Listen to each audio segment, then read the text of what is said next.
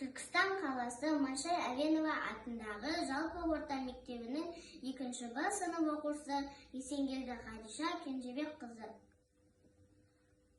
Ұстазым Лаковаева Гүлнара. Абай Құнанбаев: өлең сөздің патшасы, сөз сарасы. Өлең сөздің патшасы, сөз сарасы, қиыннан қиыстырар ер данасы, тілге жеңіл, жүрекке жылы тиіп, теп-тегіс жұмыр кесін айналасы.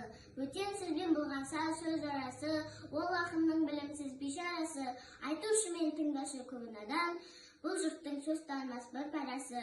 Өлеңге әркімнің ақ бар таласы, сонда да солардың бар таңдамасы. Іші алтын, сырты көміс, сыр жақсын, қазақтың келсірер хай баласы. Абай Құнанбаев: 8 аяқ.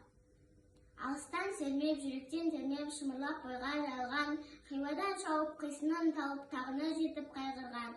Толғауы 90 қызыл тіл, сөйлеймін десең өзің біл.